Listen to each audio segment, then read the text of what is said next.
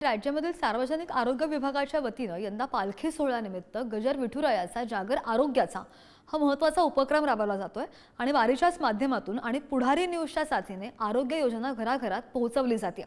आरोग्य विभागाचा हा उपक्रम काय आहे पाहूयात।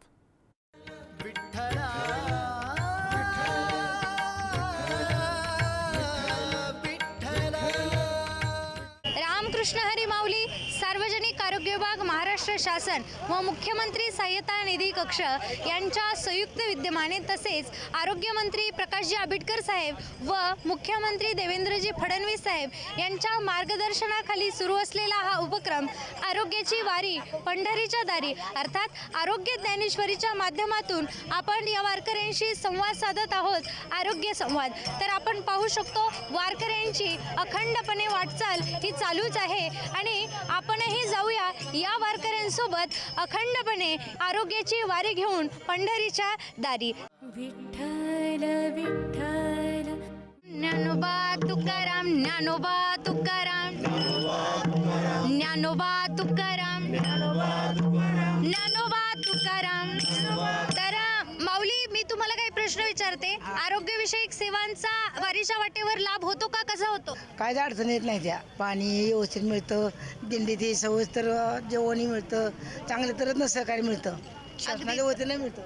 अगदीच माऊली तुम्ही काय सांगाल? एवढी सेवा नंबर 1 आहे की जागोजाग तुमच्या गाड्या थांबलेल्या आहेत। कोणाचे पाय दुखत असतील, कोणाचे हात दुखत असतील, त्याला मलम म्हणा, गोळ्या म्हणा, सर्व जागेवर द्यायला चालू आहे। विठ्ठल विठ्ठल। तर माऊली 3 प्रश्न मी तुम्हाला विचारेल, त्यातील पहिला प्रश्न असा आहे, टीबीचं मुख्य लक्षण कोणतं आहे? 1 डोकेदुखी, दुसरं पाय दुखणं आणि तिसरं 2 आठवड्यांपेक्षा जास्त खोकला। 2 आठवड्यांपेक्षा जास्त खोकला। पहिल्या प्रश्नाचं उत्तर माऊलींनी अगदी बरोबर या ठिकाणी दिलेलं आहे। माऊलींसाठी दुसरा प्रश्न विचारूया, टीबीचे औषध किती काळ घ्यावे? 1 आठवडा, 2 महिने आणि 3 6 महिने किंवा 6 महिने। 6 महिने किंवा जास्त। दुसऱ्याही प्रश्नाचं उत्तर माऊलींनी अगदी अचूक या ठिकाणी दिलेलं आहे। तर मोतीबिंदू बरा होण्याचा एकमेव उपाय कोणता? 1 औषध, दुसरा चष्मा आणि तिसरं शस्त्रक्रिया। शस्त्रक्रिया। तिसऱ्याही प्रश्नाचं उत्तर माऊलींनी अगदी बरोबर या ठिकाणी दिलेलं आहे। माऊलींसाठी टाळ्या वाजवा। तर सार्वजनिक आरोग्य विभागातर्फे यांचा छोटासा गौरव करण्यात येईल। ज्ञानदेव तुकाराम पंढरीनाथ भगवान की जय। रामकृष्ण हरी। विठ्ठल विठ्ठल। तर रामकृष्ण हरी माऊली। रामकृष्ण हरी। तर ह्या जी आरोग्य सेवा आरोग्याची वारी आरोग्य दिंडी करत आहोत, त्याबद्दल काय माहिती द्याल? कशा प्रकारची सेवा आहे, काय सांगाल? गेल्या वर्षी 2023 पासून आरोग्यदूत ही संकल्पना महाराष्ट्र शासन आरोग्य विभागामार्फत चालू करण्यात आली। कारण कसं आहे की आम्हाला प्रत्येकाला 10 दिंड्याचं वाटप केलेलं आहे आणि प्रत्येक 10 दिंड्यासाठी एक आरोग्य सेवकची नेमणूक केलेली आहे। रस्त्यामध्ये एक 3 किलोमीटरला आपला दवाखाना नावाचे दवाखाने आहेत, काही औषधोपचार केंद्र आहेत। ह्या सर्व सेवा ॲम्ब्युलन्समार्फत पुरवल्या जातात।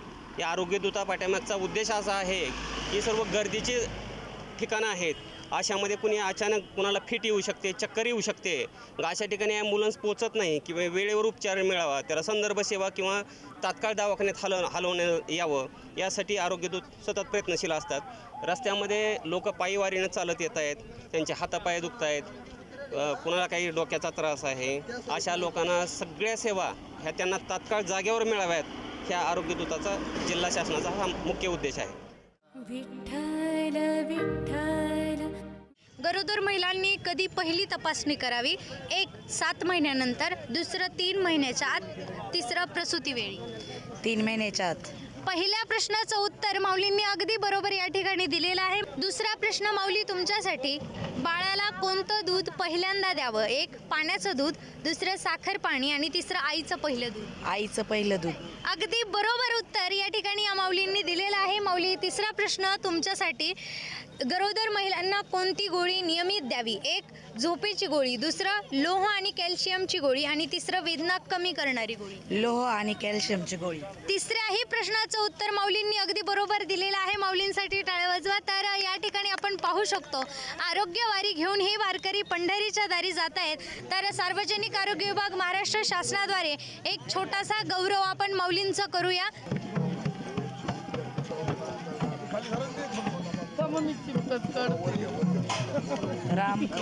रामकृष्ण हरी माऊली.